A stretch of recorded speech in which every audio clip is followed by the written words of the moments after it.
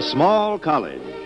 The Public Affairs Department of ABC News, in cooperation with the Council for the Advancement of Small Colleges, offers this documentary series in the interest of informing the American public concerning the standards, the whereabouts, and the variety of activities of some of the nation's small colleges.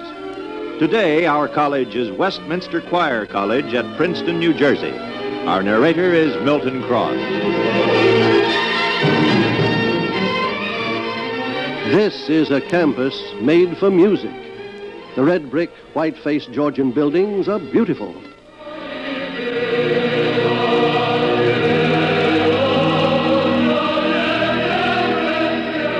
They enclose a grassy rectangle where the trees shade red brick walks. The towered administration building faces the lovely chapel across the lawn. 30-odd years ago, a great symphony under a great conductor played here for the dedication of this campus. This is the atmosphere, the feeling, the sense of Westminster.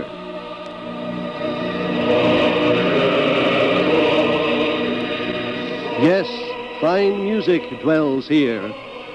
And note, a great deal more. To this point, the president of Westminster Choir College, Dr. Lee H. Bristol, Jr. Westminster Choir College is located, as you know, in Princeton, New Jersey. Was founded in Dayton in 1926, later moved to Ithaca, New York, and finally down to Princeton, where it's been for the last 30 years.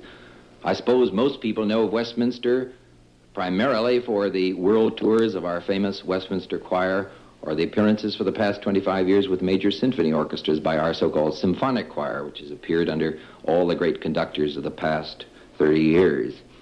Westminster Choir College is an independent, interdenominational, interracial, little inter-everything, I guess you might say.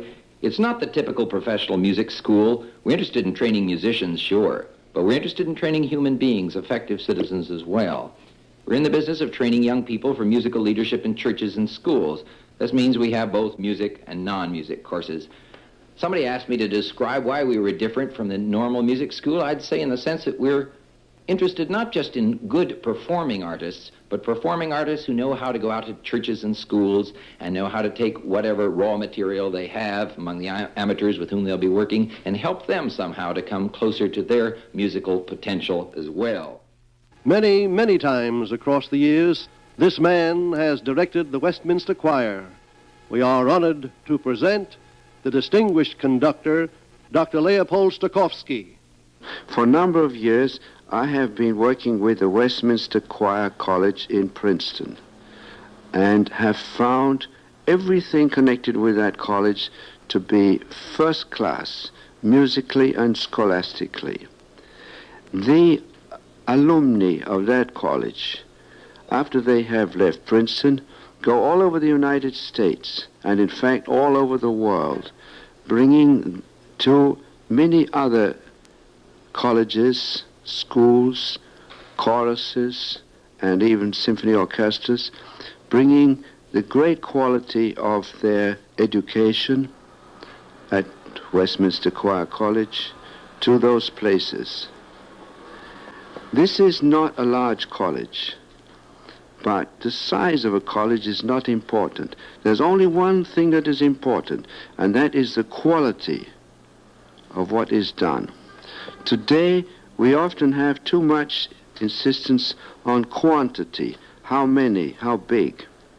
But the real important thing about life today, and always was important, is quality, not quantity.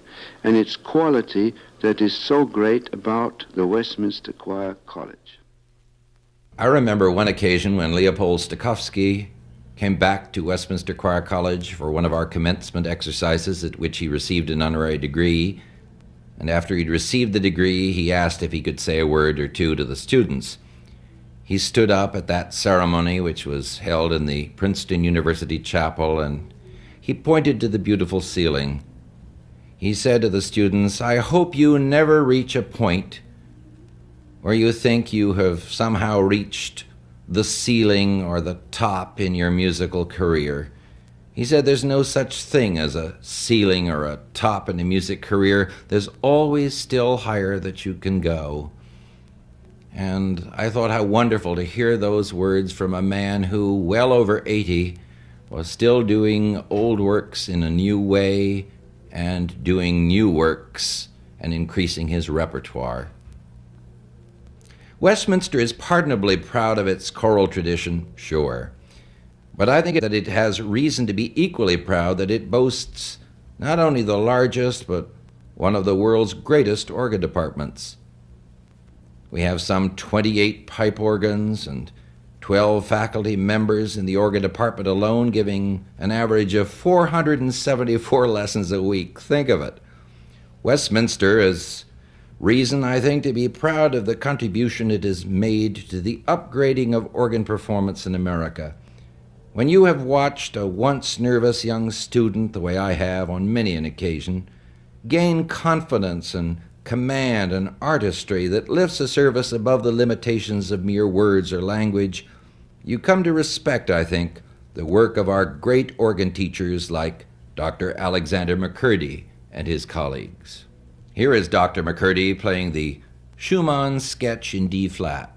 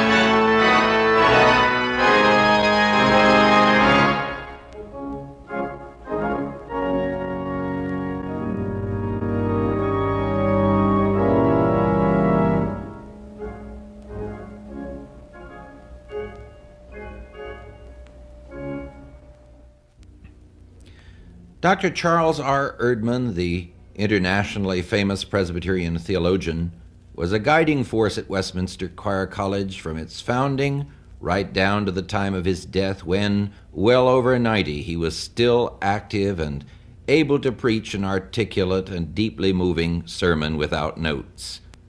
He was a founding trustee, of course, a chaplain, a teacher, and a strong, courageous leader of deep conviction.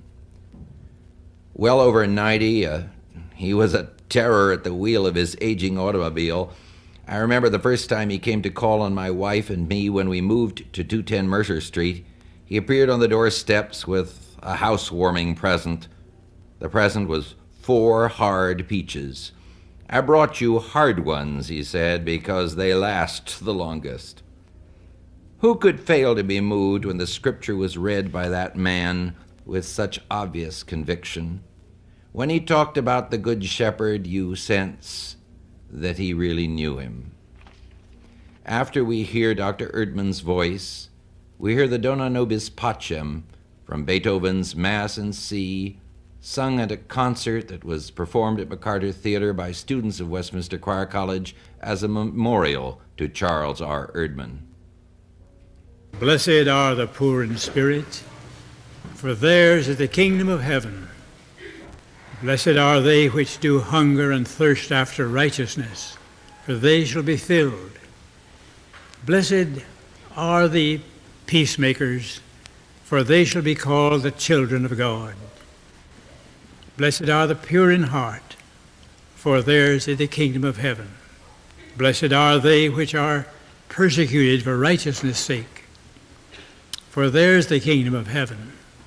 Blessed are ye when men shall revile you and persecute you, and shall say all manner of evil against you falsely for my sake. Rejoice and be exceeding glad, for great is your reward in heaven. For so persecuted they the prophets which were before you. Ye are the salt of the earth. But if the salt have lost its savour, wherewithal shall it be salted? It is henceforth good for nothing but to be cast out and trodden under foot of men. Ye are the light of the world. A city that is set on an hill cannot be hid. Neither do men light a candle and put it under a bushel, but on a candlestick, and it giveth light to all that are in the house. Let your light so shine before men, that they may see your good works, and glorify your Father which is in heaven. Amen.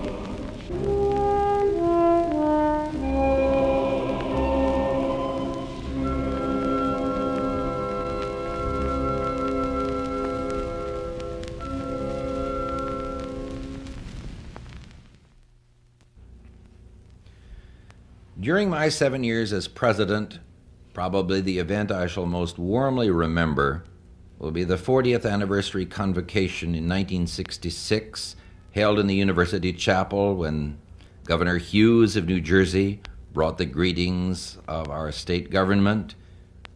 Dean Meader congratulated us on at last achieving our long-sought regional accreditation from the Middle States Association of Colleges and Secondary Schools, and the British government presented us with a stone from the original Abbey Church of Edward the Confessor, now known as Westminster Abbey. The music was glorious, of course, but the occasion was made doubly memorable for all of us by the address given on that occasion by the Archbishop of York, F. Donald Coggan, who was later to become 101st Archbishop of Canterbury. I've always gotten a kick out of reminding the Westminster class of 1966 that it is the only Westminster class that boasts an archbishop, because we awarded Dr. Coggan an honorary degree at that convocation. Here is the Archbishop as he spoke on that occasion. Music, especially the kind of music to which you are giving yourselves, is a ministry. The musician is a minister, and a minister simply means a servant. It becomes a servant to be unobtrusive. All great artists have an element of the unobtrusive about them. Ars est celare artem. The supreme art is to conceal art. The reward of Myra Hess, when she'd finished playing Beethoven, was to hear her audience whisper, "Wasn't that Beethoven superb?" Let it be so with you. Try to be unobtrusive. Try to get out of the way. Try to be a minister. Be a servant, using the art with which you've been entrusted to make much of the one who entrusted you with it. Now that will call for a wide discipline of study, embracing many subjects and reaching out into wide areas only distantly connected with your immediate sphere of music. But remember, who keeps one end in view makes all things serve. I think we're all well aware of the fact that there are many musicians who can speak eloquently through their music, but musicians who can talk about music in words are few and far between. Leonard Bernstein, whom we honored at our Westminster commencement in 1966, and Dr. Howard Hanson, who addressed our graduating class that same year, certainly fall into that special category, for both can speak about music as well as through it. To the graduates of this class, it seems to me, to this choir and to its choir college and to these graduates, comes perhaps the greatest challenge in the whole field of the art of music, because it gives to them the privilege of using music in a very special and unusual ministry, in the service of religion. The challenge of carrying on the greatest tradition of the art, the tradition of Palestrina, of Bach, of Mozart, of the Requiem, of Beethoven, of the Missa Solemnis. Man in his long history has perhaps never before so greatly needed the services of the beneficent arts. It has never before so greatly needed the service of the incandescent art of music in the service of man and for the glory of God.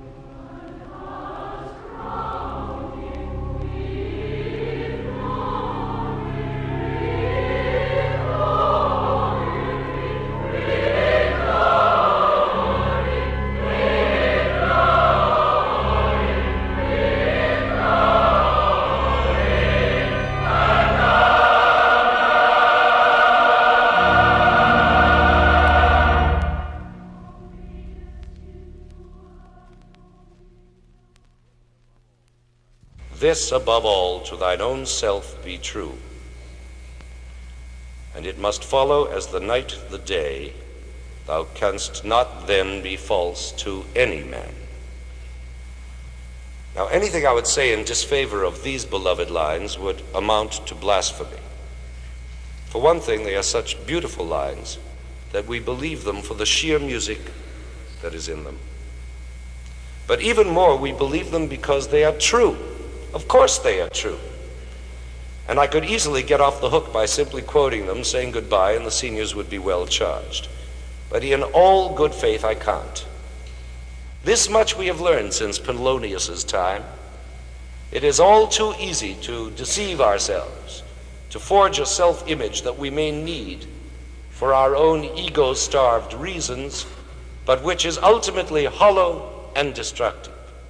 And your job as 20th century Laertises of both sexes on the brink of adult life is to find your true selves. That means to build a self that is not conditioned only by birth pangs and adolescence pangs, by environment and conformism, by status needs and power needs, by indulgences and kicks.